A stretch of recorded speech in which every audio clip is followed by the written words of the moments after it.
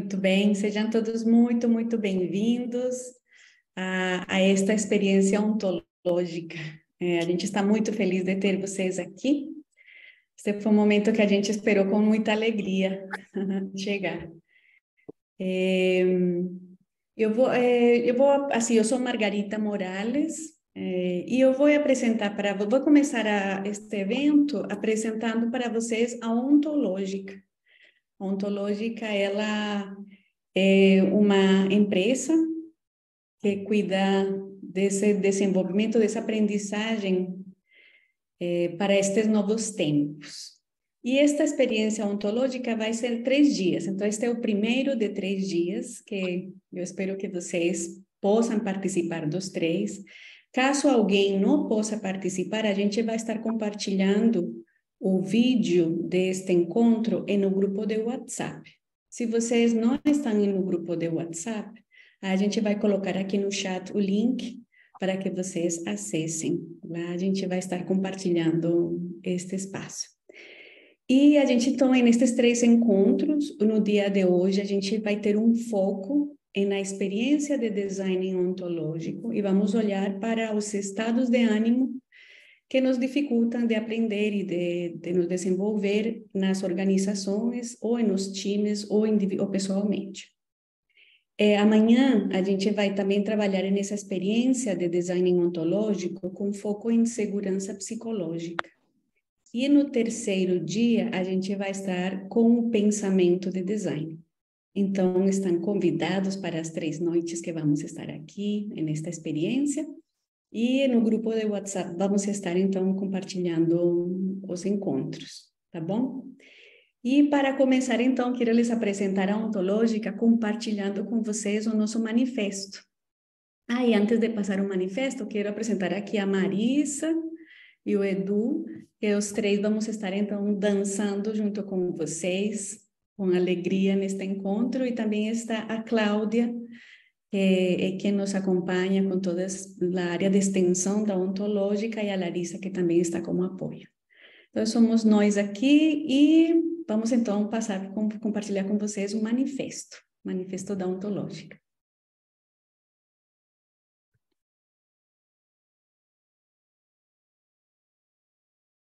Edu, ou é a Larissa que vai? Eu posso passar aqui, só um segundo.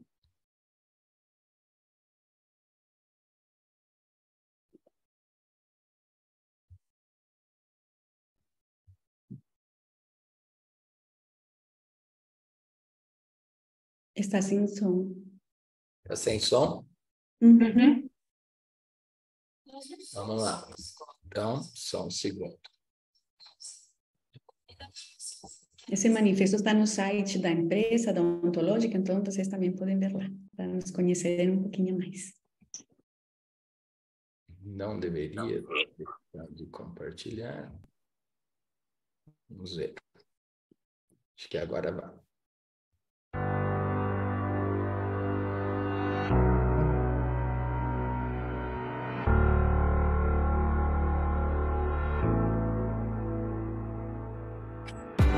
Nós não somos só uma escola, somos um movimento, uma causa, uma comunidade de pessoas inquietas movidas pelo desejo de mudança verdadeira, contínua. Acreditamos que para ir além é necessário reperceber, evoluir o passado e nos conectar com a nossa própria essência, com a nossa originalidade. Somos rebeldes ontológicos, questionamos as regras e não seguimos pelas vias tradicionais. Basta da sociedade do cansaço, dos atalhos, dos gurus e das lentes óbvias da alta performance. Defendemos uma nova forma de ver e viver o mundo, com suficiência, através dos seus próprios olhos, com espírito transgressor. Empoderamos os loucos, ampliamos futuros. Na era do metaverso, escolhemos o intraverso por entender que a verdadeira vida está dentro de nós. E esta é a viagem que queremos. É através dela que encontramos a chave que abre a nossa própria porta, por dentro, revelando também novas possibilidades de ser, trabalhar e pertencer. Não prometemos resultados e nem somos um lugar para chegar. Somos caminho. Não sabemos exatamente qual é o seu objetivo. Pode ser uma nova carreira ou uma jornada transformadora de aprendizado sobre você e o seu valor no mundo. Independente disso, aqui você vivenciará o que precisa para entender o seu passado, transformar o presente e desenhar o seu próprio futuro. Ontológica. Desenhe a sua própria vida.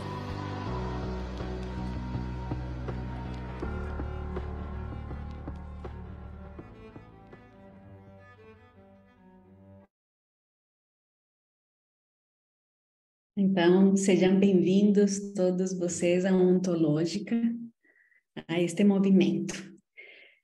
Bom, e para começar, a gente vai convidar vocês neste tempo para uma experiência, né? Um mergulho.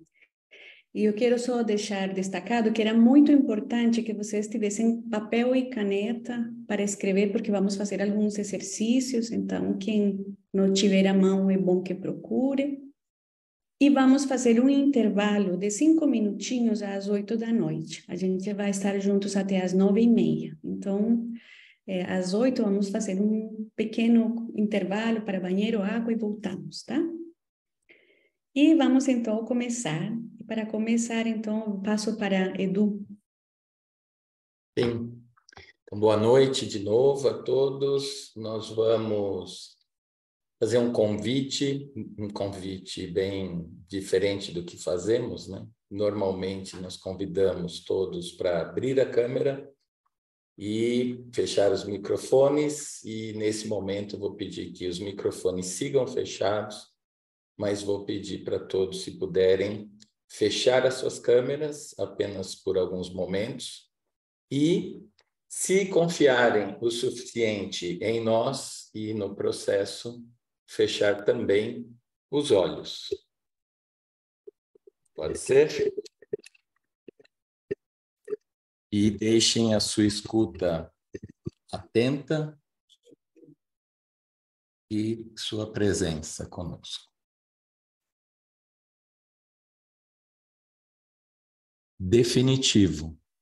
Como tudo que é simples. Nossa dor não advém das coisas vividas, mas das coisas que foram sonhadas e não se cumpriram. Por que sofremos tanto por amor? O certo seria a gente não sofrer, apenas agradecer por termos conhecido uma pessoa tão bacana, que gerou em nós um sentimento intenso e que nos fez companhia por um tempo razoável, um tempo feliz. Sofremos por quê? Porque automaticamente esquecemos o que foi desfrutado e passamos a sofrer pelas nossas projeções irrealizadas, por todas as cidades que gostaríamos de ter conhecido ao lado do nosso amor e não conhecemos, por todos os filhos que gostaríamos de ter tido junto e não tivemos, por todos os shows e livros e silêncios que gostaríamos de ter compartilhado e não compartilhamos, por todos os beijos cancelados pela eternidade. Sofremos não porque nosso trabalho é desgastante e paga pouco, mas por todas as horas livres que deixamos de ter para ir ao cinema, para conversar com um amigo, para nadar, para namorar.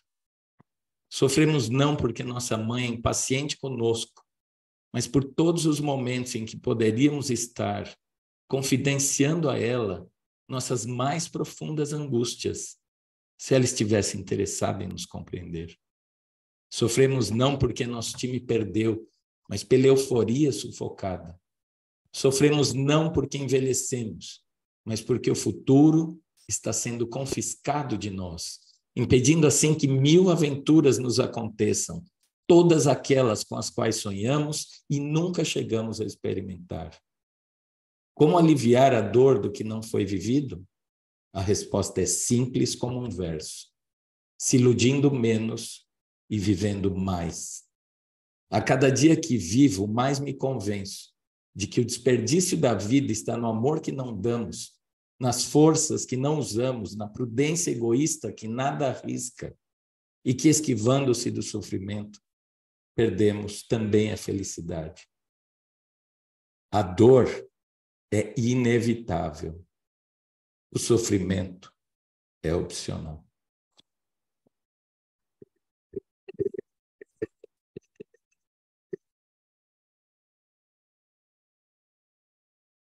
Podem abrir suas câmeras, pouco a pouco. Abrir seus olhos. Este é um poema de Carlos Drummond de Andrade, Viver não dói. Esse poema teve um impacto muito, muito potente na minha vida. Há muitos anos atrás, principalmente pelas duas últimas linhas.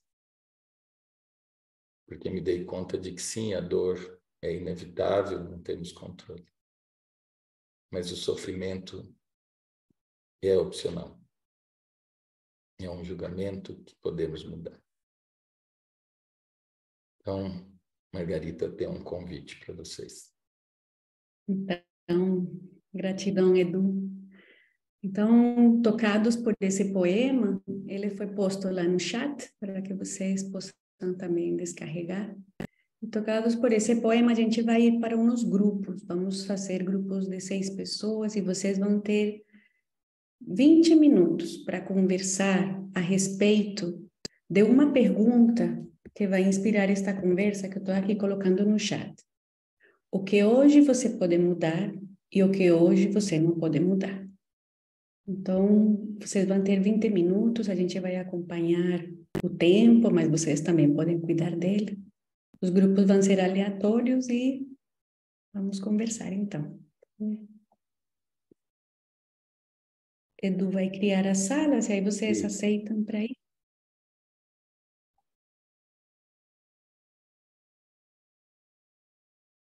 E aí nos grupos abram suas câmeras para que conversem.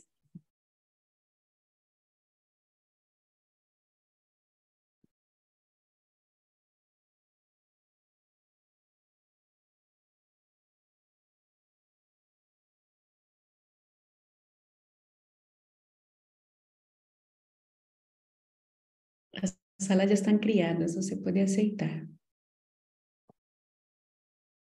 Em tese seria automático, vamos ver.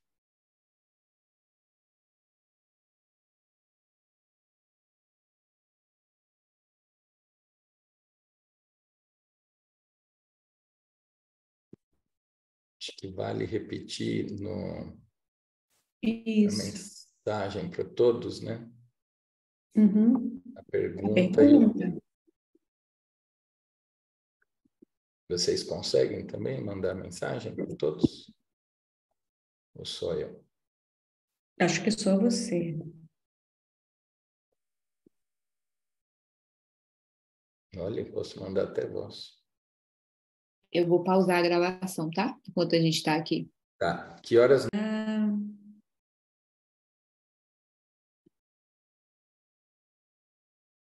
Essa é a parte mais difícil. Cortar conversas. Teletransportá-los de volta para cá.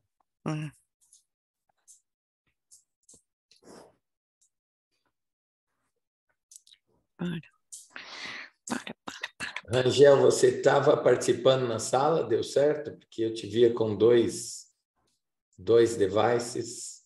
Deu certo, sim. É que, na verdade, eu deixei um no computador e outro no celular, porque eu estou fazendo a minha janta, que não deu tempo de fazer antes de chegar aqui. Então, eu estou numa posição que eu não gosto de estar, que é ser multitarefa, eu não consigo realmente focar. Então, eu estou fazendo o automático aqui, que é cortar os legumes e debatendo com o pessoal. Inclusive, foi muito boa a conversa. Gostei muito, foi profunda. Tá bem. Muito bem. Bom, gente, imagino que a conversa foi boa, sempre é. E este tema do que a gente pode mudar e não pode mudar é o que a gente vai estar conversando durante muitos momentos hoje. Então, a gente vai trazer mais outra pitadinha em relação a este processo e depois vamos ter um tempo mais para conversar. E o que vamos conversar agora tem a ver com por que a gente está falando de design. Por que a gente está propondo este mergulho de design ontológico? E aí a gente vai colocar para vocês no chat uma imagem que vamos conversar sobre isso e vocês vão ver que vamos estar retomando toda esta conversação como começamos hoje, tá? Então, Edu e Marisa, a ideia é que a gente converse um pouco, vamos trazer para vocês por que a gente acha que precisamos conversar sobre design neste tempo, nesta época. Cláudia, você conseguiu compartilhar? Eu Sim, não vi. já está compartilhado. Ué, para mim não saiu. Não. Está aqui. Não aparece pra gente. Ó. Pra gente não tá aparecendo também. Ai, Agora sim. Obrigado. então, por que design? E aí vocês vão ver que a gente está olhando para 4 aspectos. Então,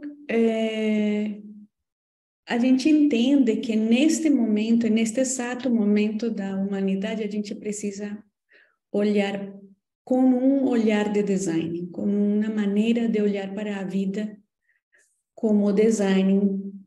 E no primeiro momento a gente quer olhar assim, como é que seria desenhar a nossa vida? Nós estamos vindo de uma maneira de olhar para o mundo como se tudo estivesse muito claro e os caminhos já definidos. Então, a gente, por exemplo, eu sou engenheira, tenho 53 anos e eu lembro que quando eu me formei de engenheira, a angústia era de como é que eu ia ser engenheira, como é que iria ser a vida, e a vida foi me levando. Hoje já fiz muitas transições de carreira, já fui terapeuta, já fui muitos anos, atuei muito como coach, já fui empresária, já fui professora, já fui até costureira, dançarina, e hoje estou com design ontológico, né?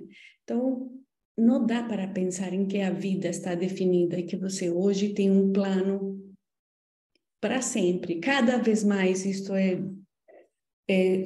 impactante na nossa vida. E hoje ainda as pessoas, quando passam por processo de transição de carreira, se questionam, né?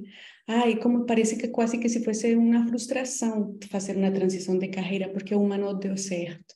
Quando, na verdade, o nosso momento nos chama, ou talvez nos revela que, de verdade, a vida sempre foi assim, mas que hoje vemos com mais clareza que o caminho acontece no caminhar, né? Edu, vamos... Acho que tem um aspecto, né, do nosso trabalho em design ontológico, ele é uma pesquisa das nossas próprias histórias, né? Eu, Marisa e Margarita temos histórias muito diferentes e, ao mesmo tempo, nos últimos 20 anos, trabalhando com desenvolvimento de pessoas, com coaching ontológico, com algumas abordagens que foram nos permitindo ver o potencial de transformação humana, de times e de cultura nas organizações. E essa visão de design, a gente traz um capítulo inicial para ela, porque ela é um marco muito importante de distinção. Todo e qualquer trabalho que a gente faça nas organizações, ou com profissionais, com executivos, com empresas, ele parte dessa premissa de que a vida não está pronta e de que nós não somos seres prontos, times prontos, empresas prontas. Nós somos seres de porvir, nós somos seres em construção contínua. E isso que já é conhecido, explorado por muitas pessoas, quando você inclui a visão do design, é uma visão que te permite perceber que a vida não é um projeto, não é feita de uma única maneira, quero isto, vou alcançar aquilo, agora eu estou pronto. Então, esse lugar de trazer design para as conversas, para os processos humanos, é algo que nós entendemos que é muito potente. E essa foi uma escolha ontológica quando nasceu. No momento zero, nossa ideia era fazer formações no Brasil de coaching ontológico, que é uma formação que eu, Marisa, Margarita e muitos dos coaches que trabalham com a gente, consultores, têm essa formação de outros países, principalmente do Chile. E, na nossa opinião, faltava ainda um espaço para isso no Brasil. mas ao mesmo tempo a gente percebeu que a nossa experiência com design trouxe uma potencialidade maior. Então, enfim, só queria trazer que isso é deliberado e é muito distintivo de todos os trabalhos que a gente faz, a tal ponto da gente entender que designer ontológico é uma nova profissão, é uma nova forma de atuar nas organizações, e é sobre isso que nós vamos falar hoje, amanhã e quinta. Hoje, com um recorte, um destaque um pouco maior na cultura organizacional, amanhã em times e no último dia comportamental no one-on-one, vamos dizer assim. Marisa?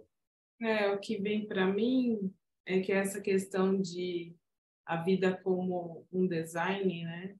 Como é a gente, há bem pouco tempo atrás, ouvir das pessoas sobre a minha vida útil, né? Até determinada idade, porque dali em diante eu vou me aposentar. E tem alguns aqui que já falam assim, isso não existe na minha vida, né? Não vai existir. Então, como isso vai mudando a perspectiva, porque vai mudando a forma de olhar para isso. É como se a gente tivesse um tempo certo para dedicar, para se expor, para poder gerar coisas, para impactar pessoas, como se estivesse um tempo determinado. E quando a gente olha dessa forma como design, como a própria Margarita trouxe, a capacidade que a gente pode ter de seguir mudando e transformando e criando novas possibilidades que ainda não estavam na nossa perspectiva, mas que elas começam a aparecer, assim como o próprio design ontológico, que até pouquíssimo tempo ele não existia. E agora começa a se falar em alguns lugares pelo mundo. Então, é disso que se trata, é como eu posso desenhar isso. Qual é a possibilidade de olhar para a minha vida e seguir fazendo novos desenhos? Porque não tem a ver com idade, tem a ver com qual é o modelo mental, como eu tenho um mindset que me ajuda a desenhar novas carreiras e, a partir dali, criar novos impactos. Marga? Aí, estava aqui pensando assim, quando a gente fala de design, e nós estamos falando com nome e com sobrenome, não com nome, design e com sobrenome ontológico, né? E uma das características do ontológico tem a ver com que nós temos possibilidades de criar a nossa vida, né? Nós aprendemos, de um lado estamos aprendendo, e de outro lado também depende da nossa vida, depende do que a gente seja capaz de criar e de imaginar.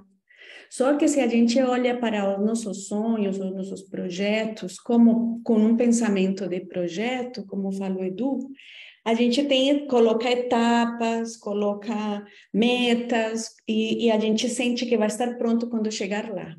Quando, na verdade, a gente pode, o que a gente vai fazendo a partir das próprias experiências, ir corrigindo para onde que eu estou indo.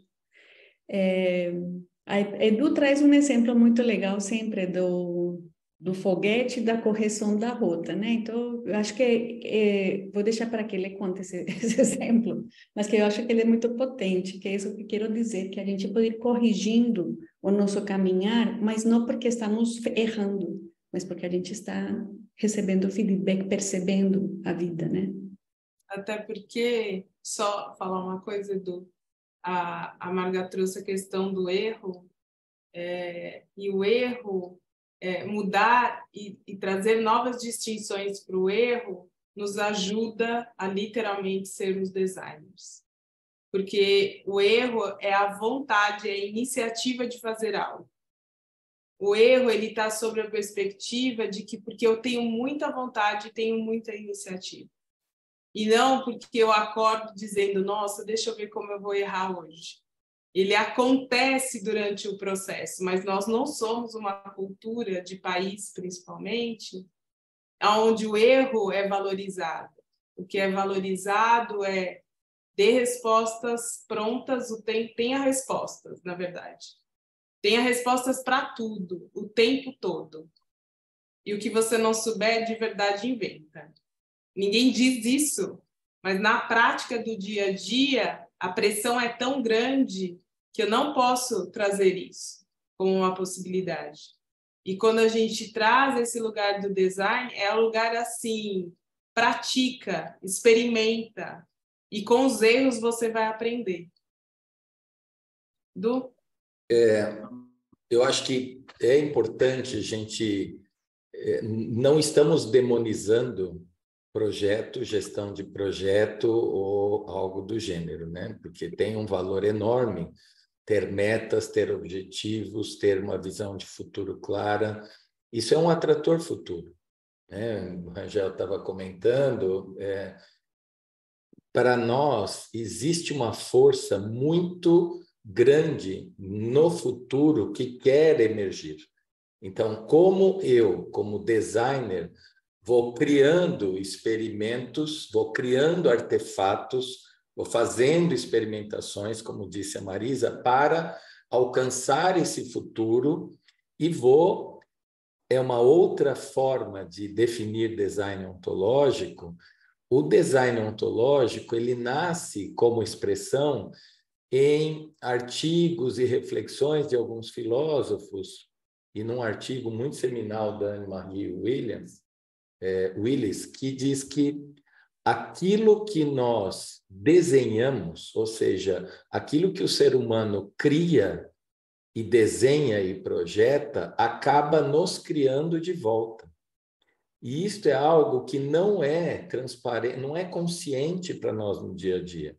Então, o ser humano criou algo muito fundamental chamado smartphone, e o smartphone é algo criado por nós. Só que, ao mesmo tempo, ele cria quem eu sou hoje em dia. Ele determina o que eu devo fazer, ele delimita minha forma de ser e agir no mundo. Então, essa recursividade entre o que eu desenho e aquilo me desenha de volta é algo que, em design ontológico, a gente traz para a consciência e para uma ética, inclusive. Porque se eu vou fazer um projeto de design de produto ou de serviço, mesmo que eu coloque a pessoa no centro, entre aspas, o usuário, e vá falar da experiência do usuário, eu estou apartado deste usuário, como se fosse um produto aqui e usuário ali. E para nós, essa relação, ela é uma relação que vai se misturar imediatamente. Quando eu crio um serviço, um produto ou uma nova conversação, existe um fator emergente nesta relação. E só acontece por conta desta específica relação, conversa, cultura, enfim, no projeto de design que eu vou fazer. Então, o exemplo que a Margarita trouxe, né, e comentou, é uma pergunta que talvez alguns aqui, né, seja no Itaú, L'Oréal, Prudential, enfim, temos diversos clientes, ex-clientes Samsung aqui conosco. A pergunta é, de uma nave espacial que sai da Terra com destino a Marte, quanto tempo desta rota, deste caminhar até lá, vocês estimam que esta nave está na rota planejada pelos cientistas da nave? Em porcentagem. Gente, ela não está indo para qualquer lugar, ela está indo para um ponto específico de Marte. Denis já chutou não, colocou 10%, Rangel 70%. Segundo os próprios cientistas da NASA, é uma média menor do que esta. 3%. 3% do tempo a nave está na rota planejada. E a questão é, poxa, Edu, mas como que ela chega em Marte? A pergunta que vem agora é, o que a nave faz 97% do tempo? Corrige. Corrige rota. Ou seja, essa correção, esse ajuste de rota é o viver do design. É eu perceber que eu não estou certo ou errado para sempre. Eu estou funcional ou pouco funcional neste momento. E eu posso fazer ajustes de rota. Eu tenho 60 anos e 30 profissões, pelo menos, no meio do caminho, desde agência de propaganda, instituto de pesquisa, produtora de vídeo, programa de televisão, enfim, e agência de comunicação, publicidade. E eu me sinto com vontade de criar N outras coisas, até porque o ser humano tem uma previsão de vida cada vez maior. Então, espera-se de nós que a gente não esteja morto-vivo, né? Me aposentei aos 60, mas morri lá aos 50 já, né? E não tem mais nada para fazer. Então, enfim, temos esses 4 elementos que a gente queria e fomos misturando ao longo do caminho entre a visão propriamente, o que forma a visão do design, que é a vida como um design, uma visão de futuro muito potente, que nos serve como um atrator futuro, né? Tem teorias para isso, inclusive, mais ou menos científicas, né? Campos morfogenéticos, etc. Tem o experimentar, que é uma visão de design de prototipar, em vez de fazer piloto, em vez de fazer grandes investimentos, investir mínimo, testar e errar, falhar o mais rápido possível, né? Toda a metodologia ágil nasceu desse pensamento do design. E o que a gente está incluindo aqui com a ontologia é o elemento humano. Por isso, o espírito aprendiz. Porque o espírito aprendiz é justamente esse aspecto do ser humano no design. É saber que se você não se declara incompetente para algo, você não pode aprender aquilo. Então, essa declaração, por exemplo, de incompetência, e muitos de nós aprendemos a fugir disso, porque o sistema educacional no mundo e no Brasil também é um sistema educacional para a resposta certa, e não para o pensar livre, e não para o vir a ser. Um aluno de primeira, segunda série que levanta a mão e diz: professor, eu tenho dúvidas ou eu não concordo com isso, ele tem uma nota negativa, ele é punido. Por quê? Porque o que se espera dele é que ele decore um conhecimento antigo, que na maioria das vezes já não funciona mais, e que ele tenha que simplesmente replicar, reproduzir isso para estar certo. E esse é o modelo das avaliações de desempenho, infelizmente, ainda em muitas organizações e assim por diante. Marisa? Eu queria trazer ainda a questão do experimentar, o quanto esse experimentar, em alguma dimensão, a gente foi perdendo ele. E o experimentar, eu gosto muito, e eu acho que isso que me atrai no design é essa possibilidade de você prototipar, de você criar protótipos. E o quanto isso te ajuda a realmente conseguir fazer, viver a experiência e não imaginar a experiência. A gente foi perdendo muito deste lugar do experimentar, onde a criança tem muito disso. Então, quando eu experimento, faz toda a diferença. Para os cariocas aqui, VLT tem muito a ver com o experimento de que, ao invés deles criarem um experimento que seria caríssimo para conseguir ver se funcionaria ou não o VLT, e para quem não é do Rio, é um trem que anda por algumas ruas do Rio, eles criaram um protótipo de papelão para ver o que era mais funcional.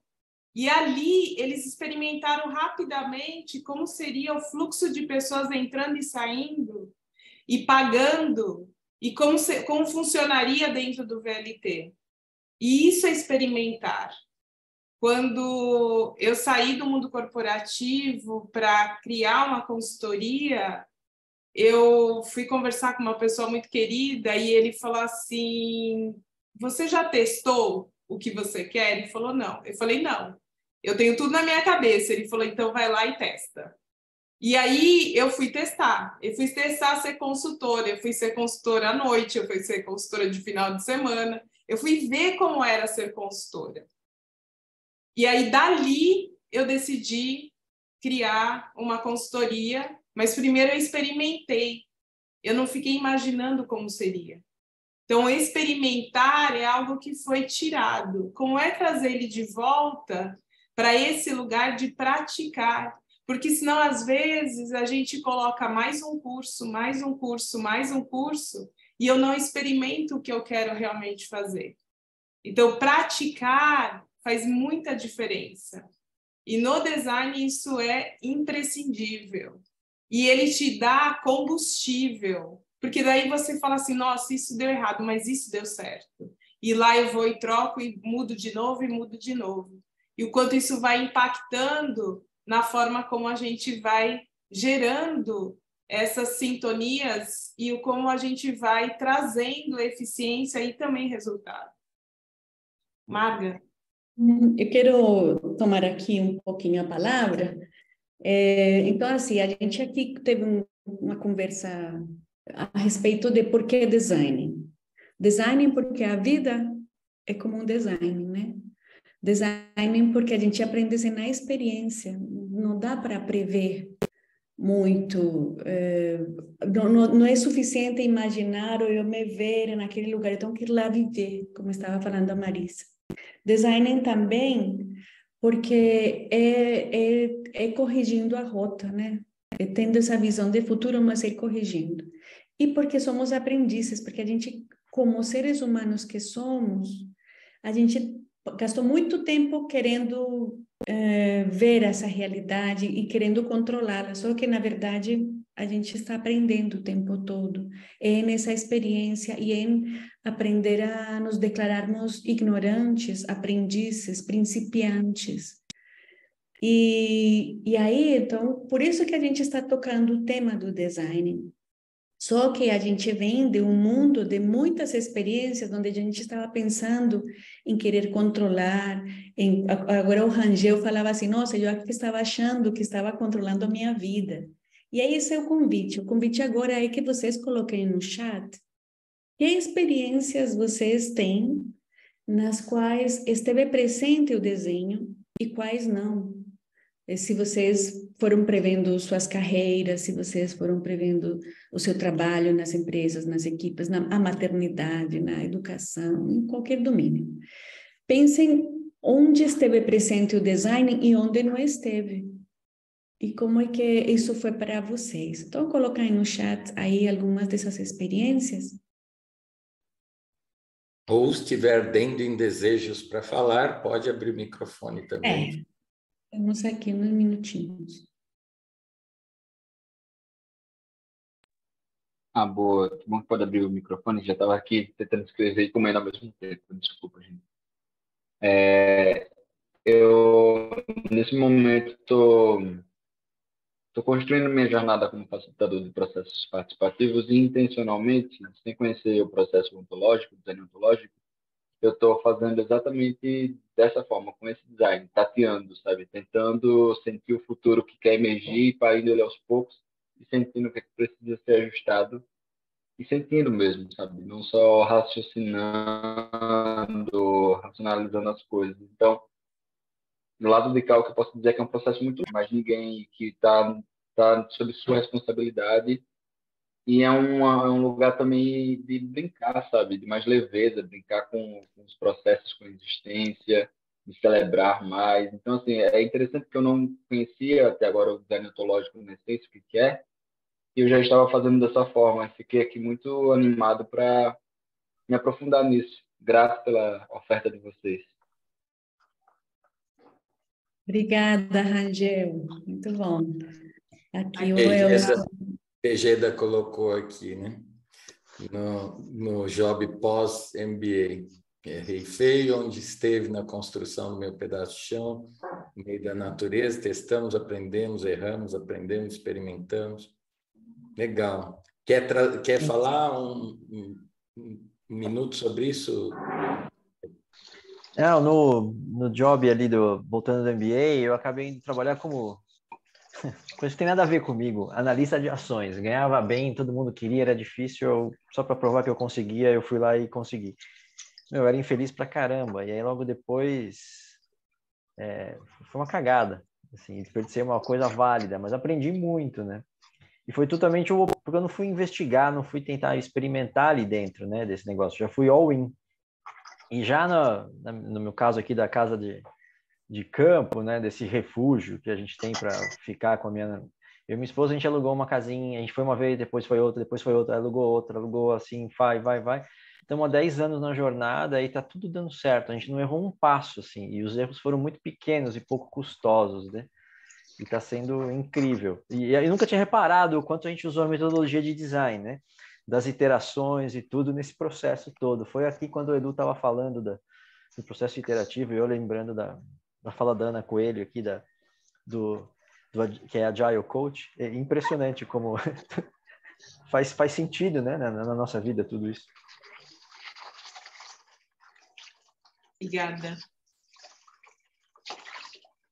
É muito intuitivo para o ser humano. Se a gente olha a infância, uma criança, ela é um designer full. Ele é um full service design. Ele experimenta, ele toma risco, ele erra, não se incomoda com o erro, porque sabe que é parte do aprender. Imagine uma criança que, eu comecei a andar, mas está meio torto, estou cambaleante, acho que é melhor desistir. Não vou andar. E aí não rola, né? Então, ou tenho que caminhar certo desde o começo. Exato, vou correr antes de caminhar, antes de engatinhar. Então, essa visão de MVP, de protótipo, de experimento, de falhar rápido, de tentativa e erro, é natural no ser humano. Assim como nós somos meditadores da infância, esquecemos como adultos, a mesma coisa no pensamento de design. E por isso é que a gente tenta sempre trazer um aspecto que é como eu faço giros interpretativos naquilo que eu já estava acostumado, como que eu olho de uma nova perspectiva, e o olhar da criança, o olhar de diversas perspectivas é sempre muito, muito bem-vindo para nós, pelo menos como processo inaugural desse design. É Bem, isso. minha gente, eu sou a guardiã do tempo, tá? Então, já são 8 da noite, já passou rapidinho. Eu vou propor que a gente dê uma paradinha de 5 minutos, mas 5 minutos mesmo, vai ser bem papum. A gente vai e volta e vamos continuar para aproveitar bem o tempo, tá? Então, 5 Estamos minutos. 8h10. Estamos 8h10, exatamente. Vai, gente. Chegando agora. Muito bem. Então, estamos voltando. Para quem chegou agora, está gravada a primeira parte, vocês vão ter acesso, tá bem? Bem-vindos. Obrigado. Muito bem. Então, para os que estão chegando, a gente vai, então, agora pedir que tenham papel e caneta, tá? Vamos fazer um exercício.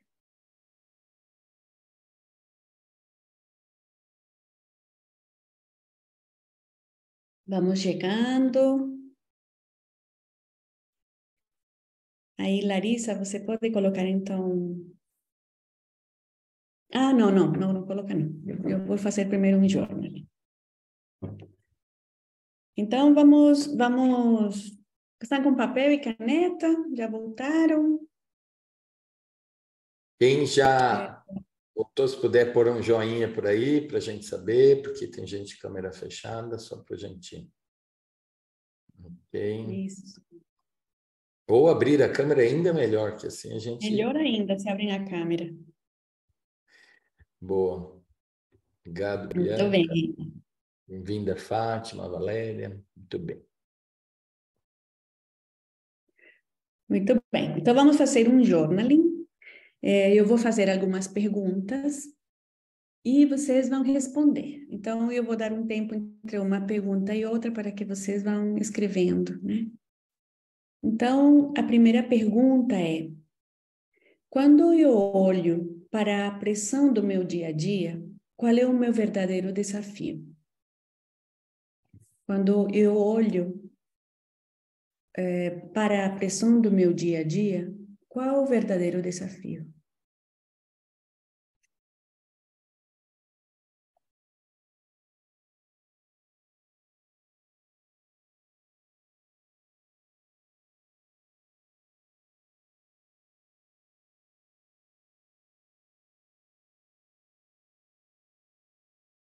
Desculpe, não dá para levantar em 5 minutos, já foi. A gente está fazendo um journaling para que vocês escrevam, respondendo à primeira pergunta. Quando eu olho para a pressão do meu dia a dia, qual é o meu verdadeiro desafio?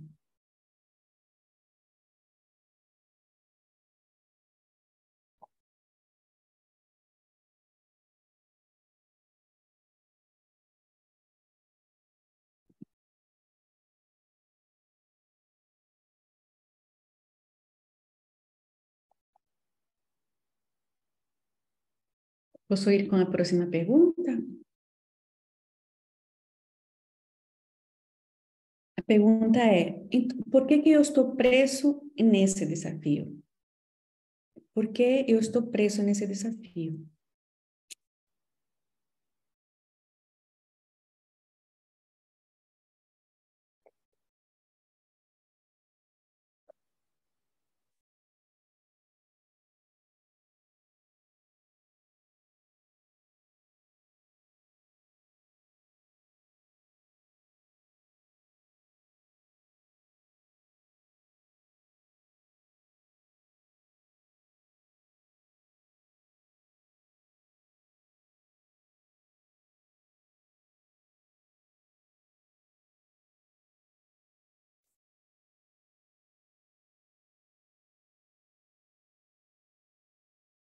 E a terceira pergunta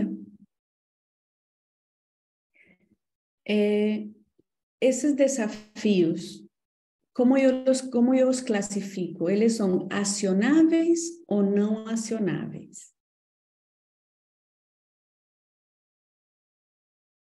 São desafios nos quais eu posso atuar, posso fazer algo ou não posso atuar? Não sei, não tem como fazer algo.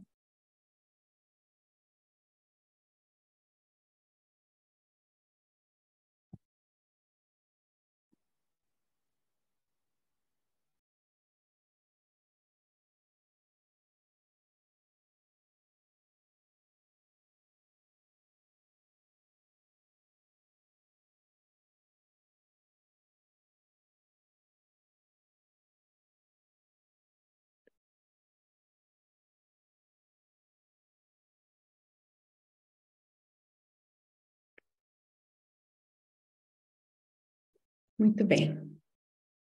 Responderam às três perguntas? Então tá. Então Sim. a gente. Ok. Então a gente agora vamos ir para grupos novamente. Vamos estar em trios. E vocês vão conversar a respeito dessas respostas que você deu a essas perguntas. Tá bom? E vocês vão ter 10 minutinhos, então cuidem do tempo.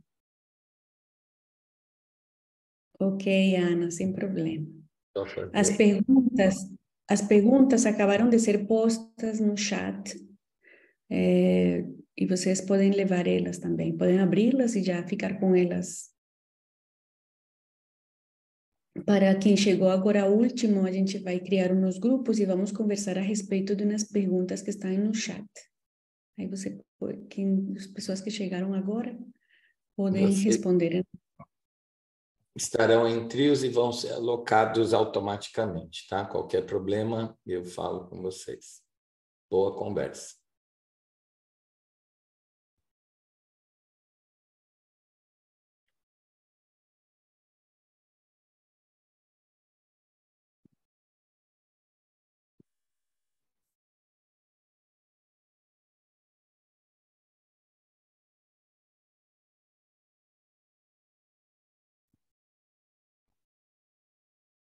Podem ingressar nas salas. É automático, né?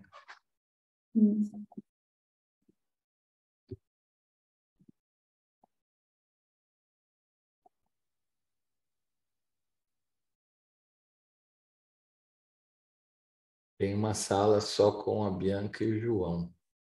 O resto são trios e uma dupla. Transportado, eu quero voltar antes. A gente apertou aí, né? Eu achei que já Estavam era na pra mesma voltar. sala? Estávamos. Aí, ó. A gente quase não se conhece, né? E foi, Quase nada, a gente nem cara, sabe que é um desafio da outra. e foi o Zoom automático aqui, viu? Até o Zoom está conspirando. E olha, meus aparelhos não tem nenhum da Samsung aqui para poder dizer que foi. Não, mas ó, também só a Dani continuou com o da Samsung. Assim, Eu continuo, eu sou Blue Heart ainda. exatamente, mas por outro também, né? Tá certo, tem que continuar mesmo. Muito bem, gente, bem-vindos. Boas conversas? Sim, tá gerando boas reflexões. Legal. Bom. Agora queremos escutar vocês, então. Boas angústias também, né? Exatamente. A angústia ela é não acionável, né? A angústia vem de angosto, é o que fecha aqui na garganta, então bora lá liberar as angústias também. A angústia é a prisão, né? Diga só. Tá cortando um tiquinho. Eu fiquei com uma dúvida. Seria a distinção acionável ou não acionável? O que você entende, assim, só intuitivamente? Só. Se alguém te pergunta, isso é acionável ou não acionável? Doutor. Eu acho que eu já posso dar um primeiro passo agora. Mesmo que eu não saiba se vai resolver, mas acionável seria isso para mim. E não acionável é aquilo que eu não tenho nem por onde começar. Não tenho, ou seria também não acionável uma coisa que não depende de mim. Talvez, não sei. Fiquei com dúvida. Perfeito. É isso A mesmo. Sol, a Sol dando aula. Entendeu muito bem. Mas nós vamos explorar um pouquinho mais disso. Mais alguém gostaria de trazer algo que ficou marcante? Vou compartilhar como foi. Bianca já fez um giro interpretativo, Bianca Forte. Eu gostei muito de ouvir a Sol.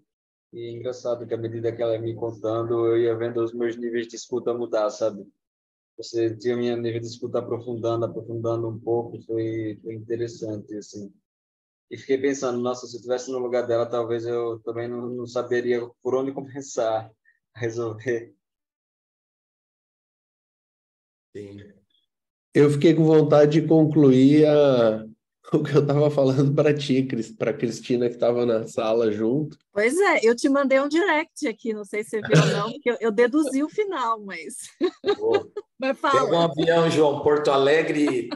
Eu convidei ele, porque ele tem a receita para minha angústia, então eu convidei ele para vir para cá. Eu tenho o alargador do angosto. Isso. Muito bem. Conta o que é a tua... Eu moro nos Estados Unidos e no Brasil eu trabalhava o dia todo e tinha um apoio em casa, né? Que eu chegava em casa, tinha comida pronta, roupa lavada, casa limpa, crianças prontinhas para brincar com a mamãe. E aí nos Estados Unidos não é nada disso, né? Aqui eu tenho que cuidar da casa, eu tenho que cozinhar, eu tenho que trabalhar, eu tenho que ser mãe, ser esposa, né? Tudo junto ao mesmo tempo. Então a minha pressão é essa, né? Como ser boa em tudo isso, como controlar tudo isso, né? Aí entram as questões relacionáveis ou não. Só que o que mais pega é a questão de cozinhar. Eu não curto muito cozinhar, né? E às vezes eu estou num trabalho, numa conversa interessante com alguns clientes, aí eu falo, meu Deus, está na hora do almoço, preciso descer, preciso fazer uma coisa. E aí o João, né, falou que ele ama cozinhar. Eu falei, pronto, a gente resolveu a minha angústia. Parcerias improváveis, muito bem. Parcerias improváveis. E aí terminou que eu precisava me apaixonar e aí cortou. Falou, Cristina, você precisa se apaixonar, e aí tchuc, cortou. E aí eu mandei para ele, me apaixonar por cozinhar? É isso, João? O que eu ia comentar que cortou, talvez apaixonar seja um pouco exagero, mas talvez o que seja acionável é a crença, ou aquilo que a gente diz pra gente, ou como se cozinhar fosse necessariamente, ou talvez acionável é outras formas de encarar o cozinhar, ou de criar a relação com a cozinha. Com isso, talvez, já que não é acionável levar o Brasil, ou me levar, pelo menos a priori, que seria um prazer, talvez seja acionável desafiar esse julgamento. O julgamento, claro. E o João obrigação. Um spoiler, o João fez um programa odontológico, o Reperceber, e saiu de algumas angústias bem interessantes, né, João? Super. Muito bem. Obrigada, Marga, João. vamos compartilhar um pouco mais com eles? Sim, eu queria pegar um pouquinho o gancho da Cristina para falar de uma das coisas que a gente observa muito dentro do design ontológico, que é olhar para esses tenho que. Que todos nós estamos imersos em culturas, em crenças que nos dizem como é que a gente tem que atuar, como tem que se comportar. E isso tem duas maneiras de vê-la. De um lado, ela pode ser visto como algo normal, né? E que quando a gente muda de país, né, Cristina? Eu sou colombiana e estou aqui no Brasil. E quando a gente muda de país, a gente vê como as coisas mudam. E o que é normal em um lugar é absurdamente normal, é diferente no outro, né? Os normais mudam. Por que mudam?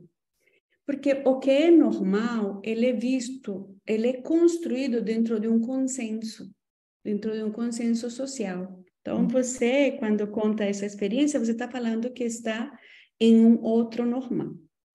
Só que na pergunta que a gente se faz é se este normal em que a gente está, ele é bom, ele, digamos, traz saúde, traz bem-estar, ele cuida, é algo que é normal e está bem, ou é algo que nos adoece?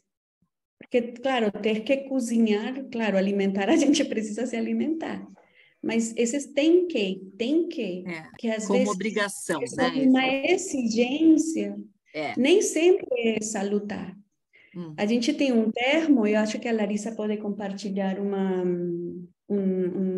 imagem sobre a normose. Nós aqui sempre, quem já nos conhece, o João já, aqui vários nos conhecem nesses espaços do Reperceber. O Reperceber é um programa que a gente tem de imersão, e a gente mergulha muito neste termo, que é o que é chamado de normose. O normal, ele também surge de um consenso. Então, no normal, a gente também está dentro de consensos que geram comportamentos. Mas quando estes consensos e comportamentos geram normas patogênicas, nos adoecem, nos colocam exigências, nos cobram coisas que não são normais, a isso chama normose. Então, muitas vezes, esses desafios que a gente tem na vida, não necessariamente os teus, Cristina, mas na parte da alimentação, mas todos nós temos um grau de normose. A gente está imerso dentro disto. A gente vive adoecido. Como é que a gente trabalha? Quantas horas por dia? Como é que é o descanso? Você se dá permissão para descansar? Você descansa e não sente culpa? Essa é a culpinha que vem junto com o descanso, é um alerta normótico. Porque eu saio de férias e fico com culpa porque como vou deixar o time? Ou eu passo um fim de semana ou não respondo algo e estou com essa pressão, e é uma pressão tão interna porque a gente vive como se fosse normal. Então, a gente precisa começar a olhar para a normose e como é que ela afeta as nossas escolhas. Ver, às vezes, os desafios, aquilo que nos... o exercício, né? Esta conversa começou com essa conversa de será que é acionável meus problemas? O que é o que me deixa preso? Às vezes o que nos deixa preso não é nem o desafio, às vezes é uma normose na qual a gente está imerso e que não se dá conta, que não questiona. A gente não questiona o consenso, porque ele é tido como algo que é supostamente normal, né? Se Edu, a Márcia querem colocar algo. Eu acho, assim, não conseguirei talvez honrar, Rangel, falar mais sobre o enquadramento de linguagem, mas o enquadramento é uma das soluções do pensamento de design, criar novos frames. Então, imagine, tem exemplos bem tradicionais que desde coisas simples como evitar palavras que sejam menos potentes ou que nos levem para crenças subjacentes que eu nem penso sobre elas. Do tipo, feedback sanduíche. Então, eu devo primeiro elogiar a pessoa, depois eu critico, depois elogio de novo. E aí fica mais ou menos assim, Rangel, aquilo que você fez ontem foi muito legal, eu gostei bastante tudo aquilo que você fez. Mas, e aí você já sabe intuitivamente ou não que tudo que eu falar depois da vírgula é o que realmente eu quero falar. E aquela parte anterior ficou num campo de linguagem que é protocolar, mas que não levou junto a minha intencionalidade. Então, quando eu falo de um reenquadrar a linguagem, tem diversas maneiras dentro da ontologia de linguagem, que é um braço muito forte, né, na ontológica, até no nome. Ali a gente olha para que tipo de declarações você faz, que tipo de afirmações que você faz, que tipo de julgamento. Vou dar o exemplo do poema. O que eu disse que o poema do Carlos Drummond de Andrade mudou muito a minha vida e que foram as duas linhas finais, quando ele diz a dor é inevitável, isso está no mundo dos fatos. Eu não consigo mudar os fatos, e nós vamos falar sobre isso daqui a pouco. Quando eu abro a última linha e digo que o sofrimento é opcional, é uma maneira de me lembrar que o sofrimento é um julgamento que eu faço. Então, por mais que seja difícil, enfrentar uma doença, por exemplo, ela tem uma dimensão dor, e é físico, que é aquilo que eu não consigo mudar, que é me deparar com essa realidade dos fatos. Ao mesmo tempo, o quanto eu vou sofrer com isto é opcional. Eu não estou dizendo que é fácil, não estou dizendo que é simples, mas é um campo de possibilidade diferente.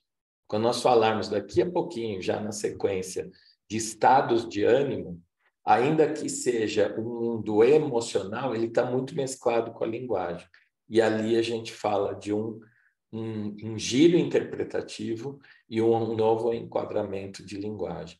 Ainda que pareça, gente, numa experimentação curta, né, de 3 noites de 2 horas e meia, pode parecer meio, nossa, mas é aula de português, o que é isso? Nós estamos falando, vamos falar de verbo, de substantivo, etc.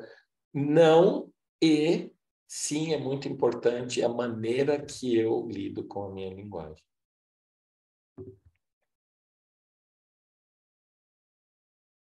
Mais alguém? Alguma outra pergunta?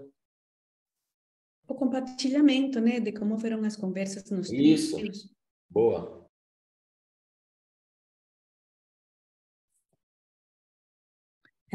Posso falar? Claro, Adri. Claro. Lá no nosso grupo foi falado que a pressão vem de dentro. E aí eu fiquei pensando que o que é dentro, o que é fora, né? Então, como é que a gente consegue colocar esses limites? Poxa, alguma coisa que está acontecendo, por exemplo, eu tenho que cozinhar, né? Essa pressão está vindo lá da cozinha, lá das crianças, ou ela está vindo de dentro da pessoa? Eu usei o exemplo aí da pessoa que falou, esqueci o nome dela, mas assim... Como? Cristina, desculpa, Cristina. Imagina. E desculpa aproveitar o seu exemplo aí. Pode pegar. Eu tenho até a resposta já, mas vai. Não, mas aí foi esse o questionamento que foi falado, que a pressão vem de dentro, e aí esse limite do que é dentro e do que é fora, onde que ele está, como que a gente consegue se movimentar dentro ou fora desses limites, né? Foi isso que... Era isso. E faz muito voz do exercício agora, do terceiro exercício, né? O que você pode, os acionáveis e o não que é atuáveis. O que eu posso atuar? Né? Se eu estou dentro de um desafio, onde eu tenho já tenho a rotina da casa, da cozinha, eu posso tirar o arroz, eu posso deixar de fazer a comida, né? São os atuáveis, são os acionáveis, o que eu posso tomar uma ação sobre, né? Interessante. Total. Vocês acham que uma pergunta é inocente? Eduardo, eu ia realmente fazer esse comentário, porque desde que a gente começou a sessão, eu sou muito fã de perguntas poderosas, todos os processos que envolvem perguntas, e é isso que a gente está fazendo aqui desde o início, né?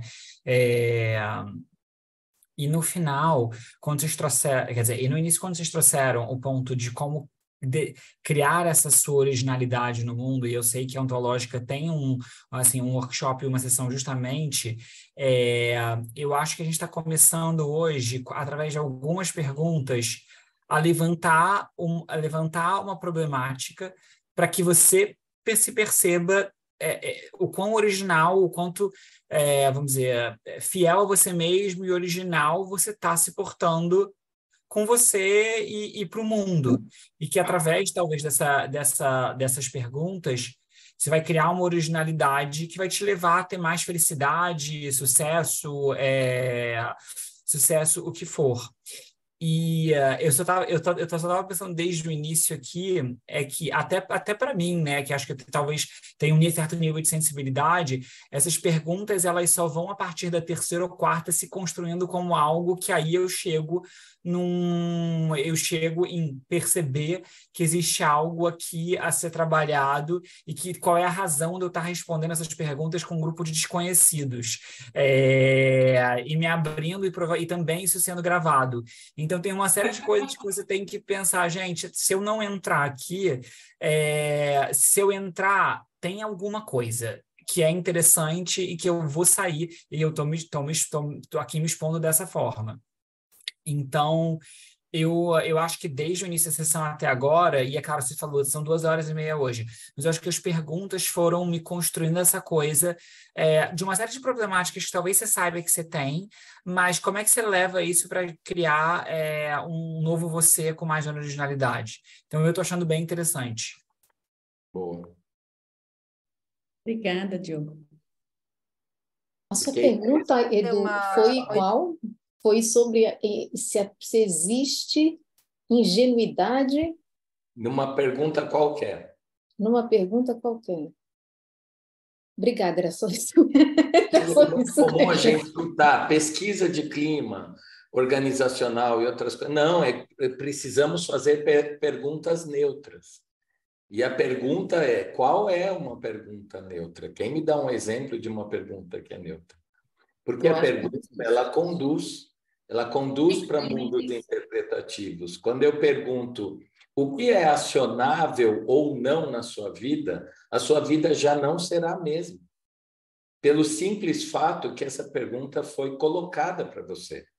Porque muitas vezes eu estou num lugar prisioneiro de mim mesmo, Por exemplo, adorei essa visão que a Adri trouxe de da onde vem a pressão, aonde nasce a pressão, é interna ou externa? Esta simples pergunta é uma pergunta que você pode deixar com a pessoa e isto já pode ser muito transformador. Esse é um reenquadramento de linguagem. Porque quando a gente fala do metaverso, na ontológica, a gente diz que acredita muito mais no intraverso, que é que tipo de personagem, avatar, está dentro de mim, guardado numa gaiola normótica, né, do lado de fora, mas que existe essa voz, como o Diogo trouxe, e tem respostas, mas que muitas vezes não sabe as perguntas. Então, o que a gente quer focar é que tipo de pergunta fazer. Eu acho que tem uma questão, aí eu vou para o Kant, filosoficamente, uma questão kantiana, que é o ser em mim e o ser em si, né? Então, tudo está subjetivado. Então, partindo desse pressuposto que tudo é subjetivado, parte de mim a qualquer pergunta. Então, mesmo a pergunta neutra, se há pergunta neutra... Quem é o outro? E se a gente quem vai... é o outro? Heidegger, E eu estou fazendo...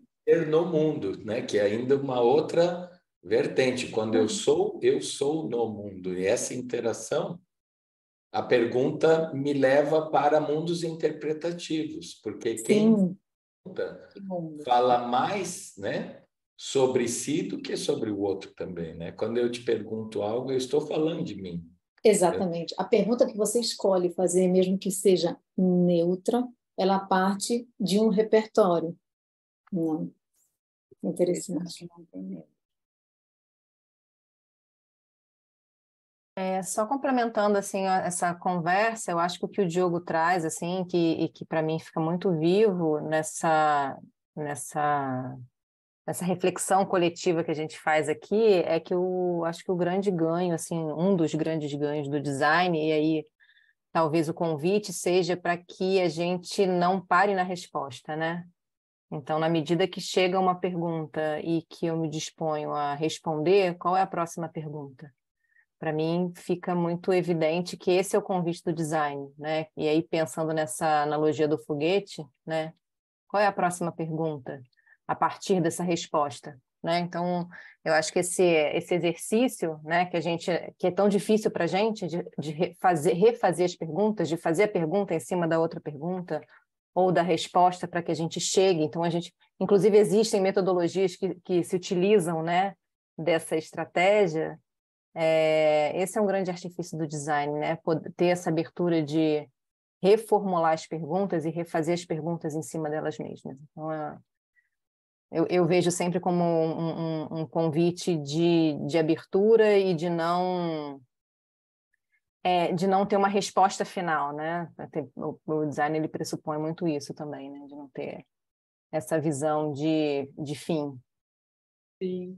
Você me fez lembrar, Liliana, que a gente tem uma consultora e a gente fala muito sobre design dentro da Atman também. E aí ela começou a brincadeira, o marido com o filho, que tem 1 ano e pouco. E aí a brincadeira é assim, quando um dos dois fala assim, isto não pode. E aí o outro adulto fala assim, por que não? Porque tem um normótico dentro de mim que repete algo do meu pai, da minha mãe, e que eu só saio repetindo. Então, quando você falou, me veio imediatamente essa experiência.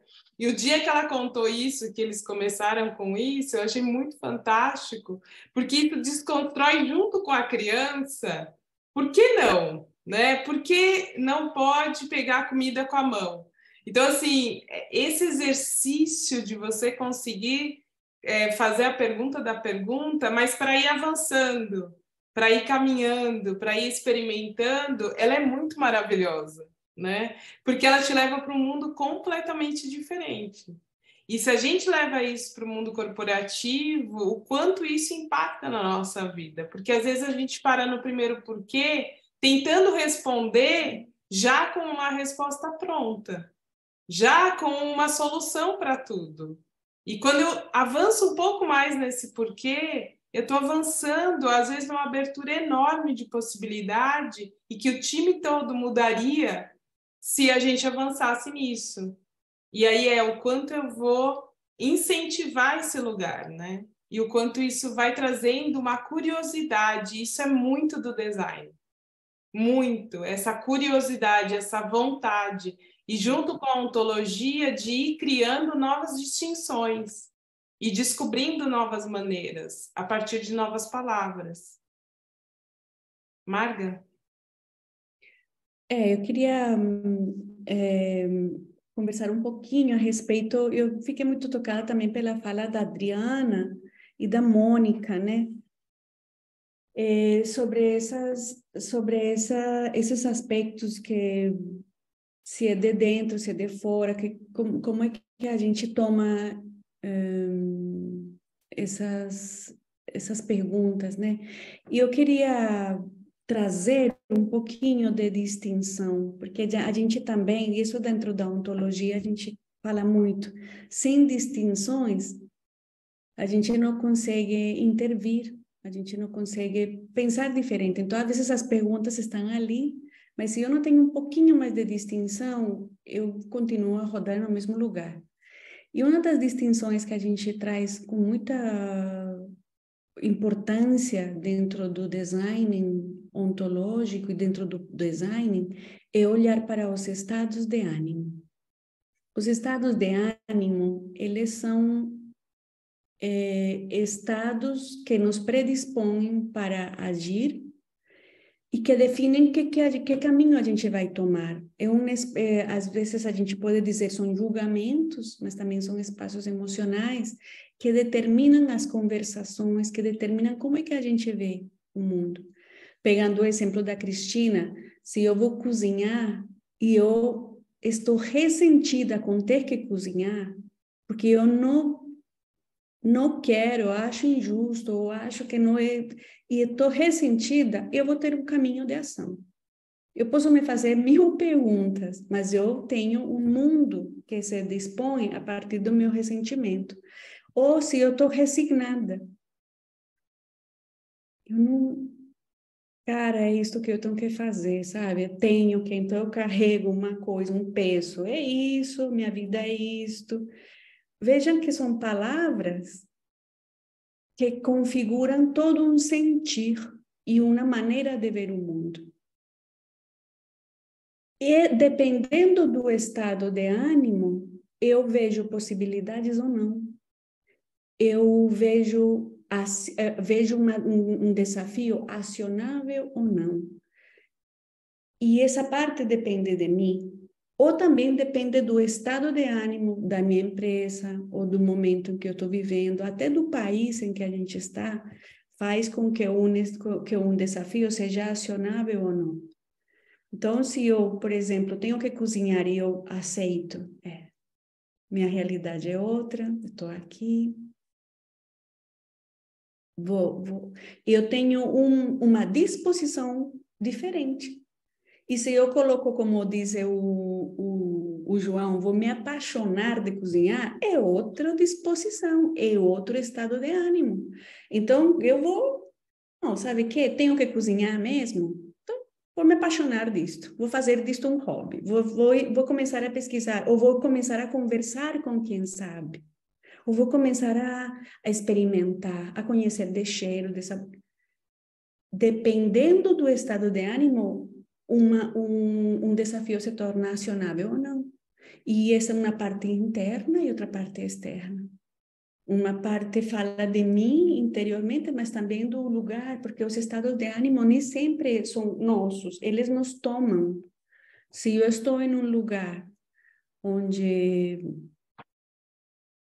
sei lá, estou aqui pensando que você está em um meio onde cozinhar é de muita exigência, e isto me exige muito e eu vou me comparar ainda mais, eu não quero nem entrar nisso.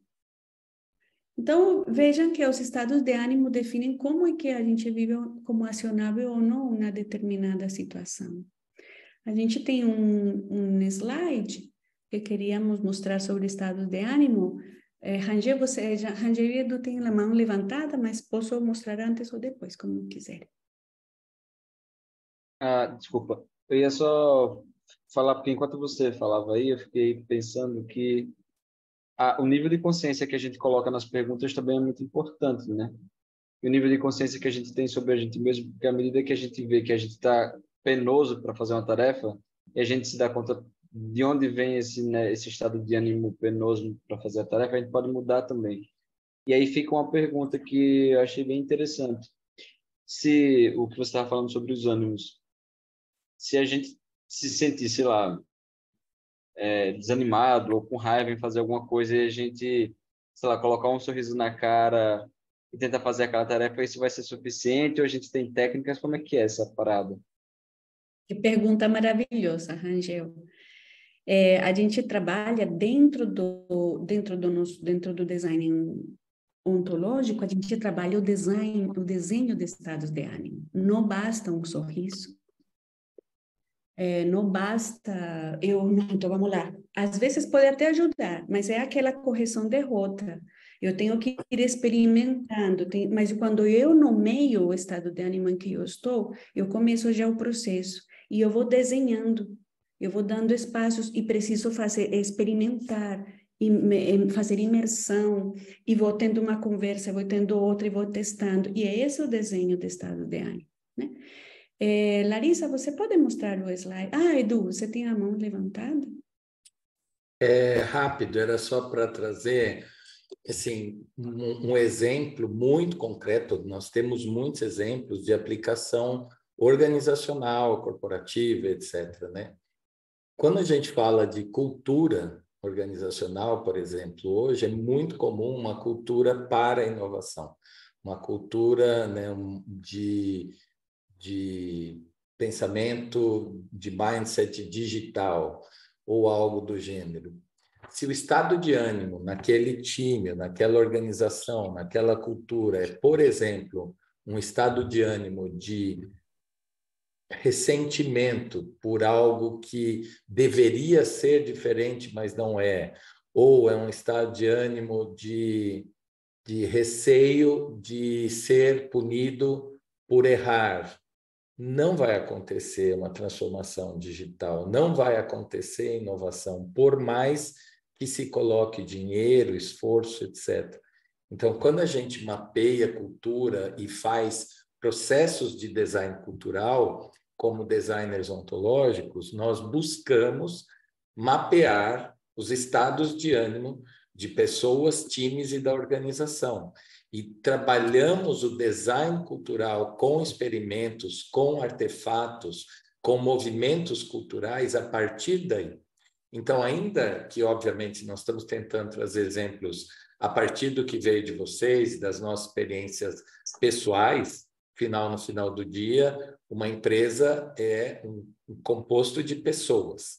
Quando a gente olha para esse coletivo, o processo cultural também está permeado pelos estados de ânimo que abrem ou não possibilidades para essa organização mudar ou fazer o que elas propõem a fazer. Então, só queria trazer esse ponto de exemplo do mundo do trabalho, vamos dizer assim. Obrigada, Edu. Larissa, você pode colocar aqui, então, um slide dos... Então, a gente, dentro da ontologia, a gente fala que existem estados de ânimo básicos. A gente colocou aqui entre funcional e disfuncional. Funcional é no sentido de que me possibilita atuar, agir no mundo, e disfuncional quando ele me leva por outro caminho. Eu digo que são como dois caminhos, assim, em qual caminho você escolhe caminhar. Um caminho de funcionalidade, frente aos fatos, ele se relaciona com aceitação. É um fato. Isto está acontecendo, isto aconteceu, é assim, eu aceito. Cristina, vou seguir com o teu exemplo da cozinha, tá? Porque ele está funcionando muito bem. Fica à vontade. Olá, tenho que cozinhar, é a vida, aqui é outro lugar, é um fato, aceito. E não carrego mais esse ressentimento. Mas quando eu estou no disfuncional, o disfuncional é o ressentimento frente a um fato. O ressentimento, ele é um estado de ânimo que me deixa ressentindo. Não acredito, porque comigo é injusto. Justo agora eu gosto mais disso. Né? E eu fico... Tenho que ter um falar o tempo todo e não consigo sair dali. Gasto energia, horrores, e não resolvo o tema. Não me consigo posicionar. Então, é uma maneira da gente entender como é que eu me coloco frente aos desafios quando eles estão ali, né? Pode passar, Larissa. Aí outro, em relação às possibilidades, né? Quando há uma possibilidade, é assim, eu posso mudar, eu posso aprender, é uma oportunidade, eu entro num lugar de ambição entendido como a possibilidade de eu aprender algo. A ambição não sempre é entendida no nosso contexto cultural, nestes consensos, né? Mas a ambição é entendida como algo que eu posso, eu tenho o impulso de ir, é uma possibilidade, eu vou. Né? Então, tenho que cozinhar? Pronto, vamos cozinhar. Vou aprender esse negócio. Olha, quem sabe daqui a 5 anos sou cozinheira também e tenho meu estilo, enfim, né? Posso ser um aprendiz que quero tomar esta possibilidade. Mas quando eu tenho uma possibilidade e não aceito, e eu vou para outro estado de ânimo que é a resignação.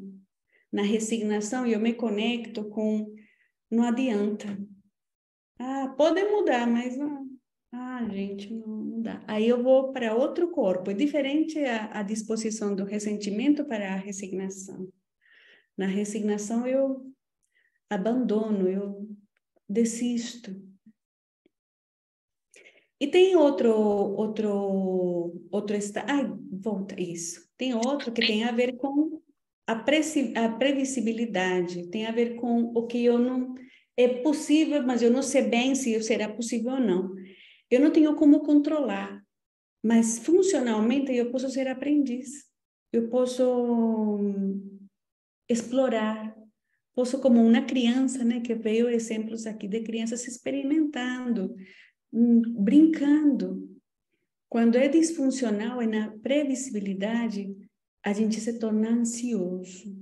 Eu quero controlar, não sei o que vai dar, mas eu quero saber qual é o próximo passo, para onde isso vai me levar. Então, eu começo a querer controlar o que é incontrolável, porque nesta terceira coluna, eu não posso prever o que vai acontecer. Eu posso me deixar encantar pela vida, me deixar surpreender. Esse é um caminho funcional.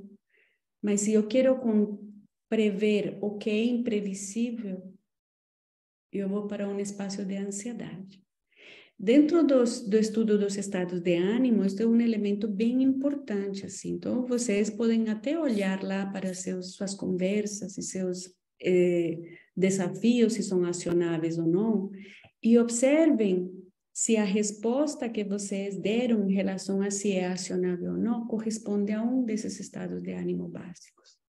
Isso é muito importante de ver, porque quando a gente enxerga o estado de ânimo, que é a coisa mais difícil, dentro da ontologia, das coisas mais difíceis que tem é perceber o estado de ânimo. E a gente está tão imerso dentro deles que a gente já nem percebe. A gente acha que é normal. A gente acha que é isso mesmo. E quando a gente consegue enxergar o estado de ânimo, ali se abre outra portinha de possibilidades de mudança. E achei interessante a gente poder usar esse mesmo quadro, usando o exemplo que Edu deu com relação à cultura e inovação, né? Onde a gente consegue trabalhar a faticidade disso, né? Quando a gente olha para essa cultura que se propõe a um processo de inovação, que se propõe ser inovadora, o que é fato ali? E o que eu aceito? E o que não é fato? E eu estou no ressentimento, eu estou num lugar de, nossa, mas não dá, porque ninguém me deixa fazer, que eu tento e não consigo, porque eu me mostro, mas eu sou rejeitado, porque eu sou questionado, porque eu estou fazendo errado. Então, eu vou para um lugar de ressentir e eu eu brinco muito com o Edu, né? Muitas vezes a questão parece aquele desenho antigo que chama o Zé Buscapé. Alguns não sabem o que é isso, mas é literalmente aquele que resmunga, porque ele está ressentindo tanto que ele não sai do lugar, ele só ressente. Então, quando eu olho para a cultura da empresa e eu vejo possibilidade, eu me movo, eu tenho vontade, eu vou para a ambição, eu faço as coisas acontecer. Ou eu estou num lugar de não funcionalidade, de resignação, do tipo assim, mais um processo aí que não vai dar em nada. Vai começar, daqui a pouco para tudo de novo, e aí vem mais alguém dizendo que tem uma nova cultura, e eu estou nessa resignação de que não tenho o que fazer. Ou eu estou na previsibilidade, eu realmente acredito que existe algo para aprender na cultura de inovação, e eu estou nesse lugar de propor, eu experimento, eu testo, eu converso, eu faço mudanças, e a conversa vai permeando muito esse lugar do aprendiz principiante. Ou eu estou num lugar disfuncional, onde me gera muita ansiedade, onde eu tenho muito medo, muito receio de que, se eu não conseguir ser inovador, será que eu continuo pertencendo a essa cultura? Será que eu continuo com o meu emprego garantido? Será que eu continuo pertencendo a esse sistema? Então, qualquer um dos nossos desafios, tanto no âmbito pessoal quanto profissional, eu consigo passar por aqui e começar a perceber algumas coisas. Isso me dá um ferramental de dizer como eu saio dessa não funcionalidade, porque primeiro eu preciso vê-la. E isso é muito forte no estado de ânimo. Eu só posso mudar aquilo que eu consigo nominar. Se eu não consigo pôr nome, eu não consigo fazer a mudança. Se eu não consigo dizer que eu tenho medo, isso está me gerando ansiedade, eu não consigo sair daqui. E no dia seguinte eu estou com medo de novo, e de novo, e de novo, e eu vou criando coisas para suportar esse medo, mas eu não resolvo ele. Então, como que a gente pode aplicar isso? Porque ele é aplicável. Esse quadro, ele tem a capacidade, novamente, né? Esse quadro só serve se a gente experimentar. Se ele for só mais uma teoria, ele vai ficar aí no slide, perdido em algum lugar, dos milhares de documentos que eu tenho. Mas quando eu pratico, ele pode realmente ser acionável. E uma coisa que eu acho que a gente não disse, em alguns momentos a gente pode perceber que tem coisas que não são acionáveis, que não dá realmente para ser resolvido. Isso também é uma forma de olhar para o estado de ânimo e me posicionar a partir dali. Margaldu, a gente está 9h10, precisamos tomar algumas decisões aí. Posso só falar um negocinho rapidinho? Lógico. Qual que seria o estado de ânimo de uma pessoa que surta? Por exemplo, no exemplo da comida, assim, abandona tudo, vem embora para o Brasil, larga todo mundo passando fome, o que for, e fala, vou morar no Nordeste, vou vender coco na praia. Abrir minha pousada. Lembra que tinha o sonho de abrir a pousada? Daí você vai ter que cozinhar se faltar cozinheiro, então é melhor ter coco na praia. Volta, né? Você volta, o ciclo volta. É um mix, Adri, é um mix, não é necessariamente nenhum destes sozinhos, porque a pessoa, eu diria que está mais próxima da ambição, ainda que numa energia desmedida, ou seja, eu tomo contato que aquilo não me serve mais, eu digo um basta, que vem muitas vezes por um sentimento de contínuo ressentimento, ou seja, eu estou me sentindo impotente, em alguma dimensão. Isso gera uma energia de raiva, porque é raiva, que me permite dizer, basta, não quero, explodo e vou para um lugar que pode ou não ser funcional, mas o que eu posso te dizer é que, para mim, é mais saudável ou menos insalubre do que continuar no ressentimento e implodir, porque essa explosão traz movimento. Raiva e medo são as duas emoções que têm maior drive de energia. Então, por medo ou por raiva, normalmente nós tendemos a fazer um movimento de ir na direção daquilo que me dá raiva ou de fugir daquilo que me dá medo.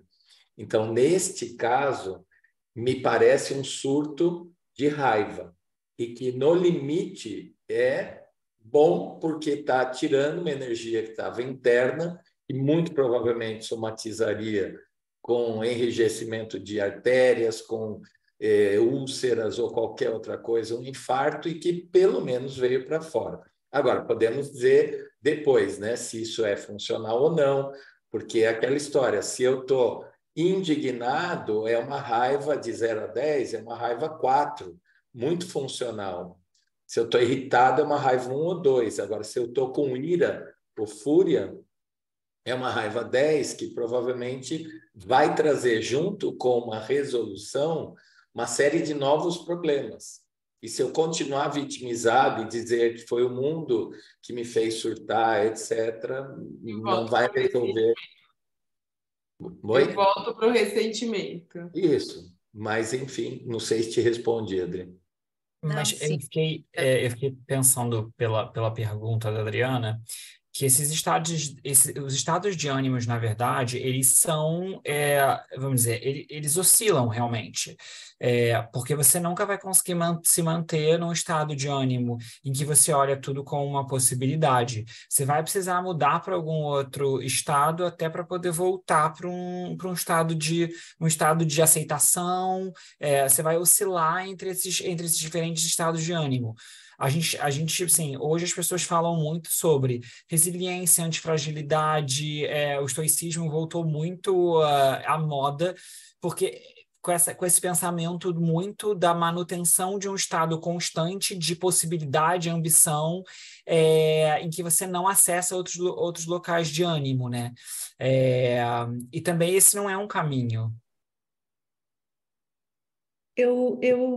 Diogo, assim, o estado de ânimo, ele não tem a flutuação de uma emoção. A gente distingue emoções do estado de ânimo. O estado de ânimo até a pergunta que fez a Adriana, eu até que questiono um pouco assim da resposta, porque na verdade, você esteja no Brasil, na Austrália ou aqui em geral, o estado de ânimo vai permanecer. Por isso que é difícil de perceber. O estado de ânimo é como a trilha sonora com que a gente vive a vida. Tem pessoas que vivem a vida assim, correndo, caminham rápido, estão fazendo. E tem outras pessoas que vão mais lento, tem outras pessoas que vão na aceitação. A dificuldade do estado de ânimo é essa, é que ela é um lugar que todos nós temos. A gente fala às vezes que é quase que uma perda de flexibilidade, porque e não tem julgamento de bom e mal, até uma pessoa otimista pode gerar consequências graves na vida por estar sempre num otimismo, porque é como se fosse uma perda de sensibilidade. Mas existem estados de ânimo que são funcionais e que não. Quando a gente se liga em que isto que eu estou vivendo agora, qual é o estado de ânimo que está ali? É uma maneira de autoconhecimento, de tomar mais consciência, como você falou. Mas os estados de ânimo, eles são um pouco diferentes das emoções. Quando eu te escuto falar dessa flutuabilidade, de flutuar muito, é mais emoção. Os estados de ânimo, eles são mais permanentes e que nos impactam igualmente, ou até mais, porque eles são essa trilha sonora com que eu vivo a vida, ou com que nas organizações se vive a vida. Márgara, posso fazer uma contribuição pequenininha? Claro, só. Claro! Isso que a Margarita trouxe agora me lembrou muito uma situação que a gente vivenciou em família, e uma sobrinha sempre muito otimista, uma menina muito otimista, muito leve, muito tranquila. E ela adoeceu, e com muita dor, muito tranquila, muito leve, não, ela nunca reclama de nada. E muito tranquila, muito leve, mas estava piorando, e quando a gente descobriu, já estava uma doença sem cura, tal, e vai só piorar. Tá, vamos tentar tratar, vamos aqui, vamos de lá, de um lugar do interior, sem recurso, então sempre fazia muitas viagens, mas ela nunca reclamava de nada. Resumindo, ela estava com um tumor que quase tirou a vida dela. E depois as pessoas se perguntaram, mas como ela deixou chegar nesse ponto? Ela era otimista, estava sempre tudo bom, não podia reclamar, não podia gritar, não podia chorar de dor, não podia... Então, quer dizer, sabe, eu acho que isso que a Margarita traz, de ser otimista, na hora que eu vi essa situação, eu me recordei dessa coisa do estado de ânimo, né? É alguém que aprendeu que não podia reclamar, que não podia chorar, que não podia sofrer, né? Então, quase perdeu a vida por conta disso. Então, eu não sei se o... Ai, desculpa, gente, eu tô sem óculos. O Diogo, isso. Diogo. Que falou sobre os estados de ânimo, que perguntou, e a resposta da Margarita me levou para esse exemplo bem profundo, assim, de que qualquer estado de ânimo, mesmo o otimismo, ele não vai nos servir em qualquer situação, né? Porque todas as emoções nos servem.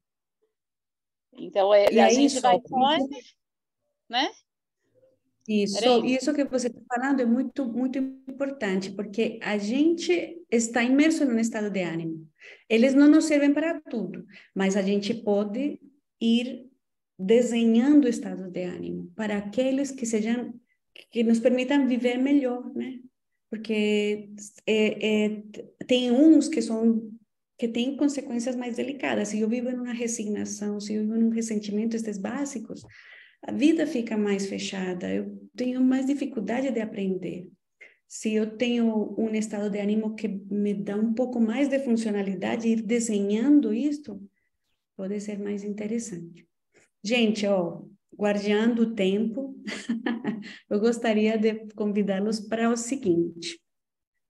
Pega de novo a caneta, o papel e escreve o que você está levando de aprendizagem desta noite. E como estas conversas de hoje iluminam esses desafios, isso que você pode mudar. Desde o comecinho a gente já falou de que pode mudar, que não pode mudar. Então, vamos amarrando tudo isto. Escreve em algumas linhas o que você leva hoje.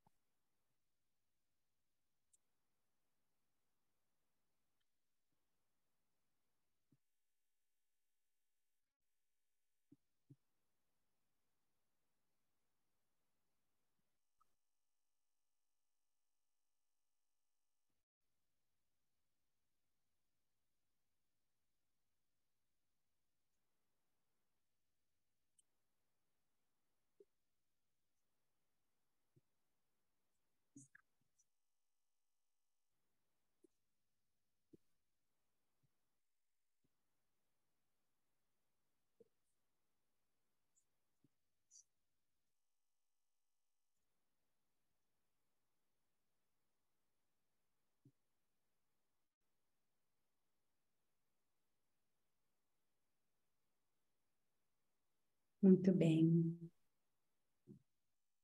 Então, a gente gostaria de escutar uma ou duas pessoas como para ir encerrando. Quem queira colocar, pode colocar no chat.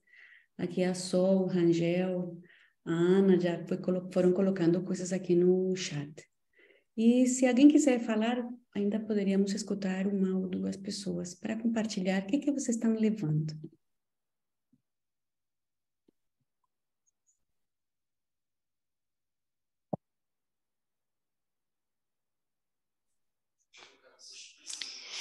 eu queria aproveitar aqui e agradecer. Eu acho que trouxe um ponto de vista de alguns temas conhecidos e que eu acho que estão aí, né, de maneira geral e como moda às vezes, e trouxe uma profundidade nesse pouco tempo. Então, para mim, foi muito bom estar aqui. Eu queria agradecer a vocês que trouxeram o tema e todo o grupo aqui, que foi muito bom para mim estar aqui. Gratidão, Ana. Que bom. Obrigada. Talvez talvez aproveitando aí a deixa, eu também queria agradecer, porque eu acho que vocês, facilitadores, co-criaram um campo muito interessante para a gente aprender do lado de cá. Eu acho que ficou, inclusive a linguagem, talvez daí as coisas vão se conectando, né? A linguagem, ela é inclusiva e a maneira de vocês levarem também é bem inclusiva. Eu acho que é outra coisa que me marcou bastante. Bom, obrigada, Rangel. Que bom. Olha, aqui já a pessoa levando reflexões, aprendizagens, observar a trilha sonora, ótimo, excelente. Aceitação e ambição. Sim, vamos compartilhar esses slides, sim. A gente pode até, talvez a Larissa poderia tirar um print do slide e já colocar aqui, dos estados de ânimo básicos. Pode ser, Larissa? De todo jeito, vocês vão ter o link para este encontro gravado. Quero dar alguns recadinhos, ó. A gente tem um presente para vocês. Primeiro, agradecer por estarem até aqui. Isto também não acontece sem esta presença e este campo. Rangel foi criado entre todos, né? Então, a gente agradece. E temos um presentinho para vocês. A gente tem um e-book. É um e-book que se chama 3 Problemas de Design nas Organizações, a partir de uma visão do design ontológico. E este e-book vocês podem descarregar. Vocês vão ver um questionário. A Larissa já colocou os estados de ânimo aqui no chat, então você pode descarregar. Tem um questionário no qual a gente quer conhecer vocês mais e que também nos ajudam a entender tudo isso e a ir aprofundando, a ir conectando mais, né? Então, tem um questionário breve e tem um e-book que vocês podem descarregar. Então, para acessar isto, vocês têm um QR Code, né? Larissa, você poderia compartilhar aqui? Ó, está aqui um QR Code, vocês podem já fazer com o celular. Estão convidadíssimos. Amanhã a gente terá um segundo encontro. Este encontro, a gente estava com o foco muito nos estados de ânimo que nos impedem dessas transformações dentro do olhar do design, né? Como imersão dentro do design ontológico. Amanhã vamos trabalhar sobre segurança psicológica e na quinta vamos estar com o pensamento de design mais especificamente. Então, vão ser temas bem bonitos, vocês estão convidados, podem chamar, compartilhar com seus colegas, amigos, pessoas que vocês sentem que podem se interessar, podem vir. Quem não veio no primeiro encontro vai poder assistir à aula. O importante é que estejam dentro do grupo de WhatsApp, para que vocês possam receber todas essas informações. E destacar 2 coisas. Uma, nós estamos com uma formação em design ontológico comportamental de times e cultura já aberto. Vai começar, os programas vão começar a partir de novembro. Se vocês têm interesse em informações... Setembro. Agosto. Setembro, desculpem. Fim de agosto, começo de setembro. Isso, final de agosto, começo de setembro. Não, final de agosto começa a formação em design ontológico comportamental. Temos de times e cultura para 2024. Quem tiver interesse em ter informações, em saber mais, podem falar com a Cláudia. Ela está aqui e tem o telefone do WhatsApp aí no nomezinho. Se tem algum problema para descarregar o com o QR Code, por favor, nos falem para a gente poder disponibilizar o livro. É um livro que ficou bem lindo, vocês estão recebendo em primeira mão, então vai ser ótimo. E podem nos dar também feedback também do livro, que para nós vai ser muito importante sempre. Sol, você quer falar algo? Eu queria compartilhar rapidinho uma coisa que, assim que eu vi o slide do aprendiz principiante, eu me lembrei, eu aprendi com uma psicóloga, depois, se vocês quiserem, eu encaminho para vocês, que ela diz assim, sobre a gente se pressionar tanto para já saber as coisas, e pelos nossos resultados e tudo mais. E que eu acho que corrobora com o que a Marisa trouxe no começo, de a gente, ai meu Deus, eu vou me aposentar quando? E ela falou uma coisa linda, de tipo, enquanto eu viver, eu vou contribuir. Então, teoricamente, eu não preciso me aposentar. Né? E essa psicóloga diz assim, que se a vida de adulto começa ali por volta dos 20, 21 anos, e você está, então, com 30 anos agora, então quer dizer que você é um adulto infantil. Você só tem 10 anos de vida adulta. Então, se você tem 40 anos, você é um jovem adulto, muito jovem, você só tem 20 anos de vida adulta. E aí ela foi trazendo, isso fez tanta diferença para mim, para algumas pessoas que eu compartilhei, que eu achei que podia fazer sentido aqui também, para a gente se permitir ser mais aprendiz, sabe? Era isso. Obrigada. Acho que tem um pedido realmente de vocês poderem investir uns minutinhos aí em responder essas perguntas, que para a gente é muito importante.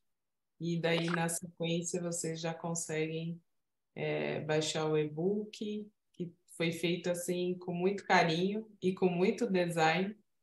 Então, assim, ele mudou várias vezes no meio do caminho. E a gente foi construindo e foi mudando e se apaixonando. Acho que essa palavra para mim faz muito sentido. E a outra, que acho que foi até o Rangel que trouxe, que é brincar. A gente fala muito na ontológica que a gente brinca a sério, que a criança brinca a sério. A criança, o brincar é o trabalho dela.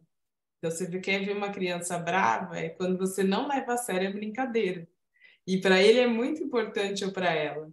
E para nós é muito importante esse brincar, porque a gente pode desenhar com leveza. Ainda que algumas coisas a gente não pode mudar, mas o que não pode ser mudado eu aceito, como eu transformo isso dentro de mim, numa nova possibilidade.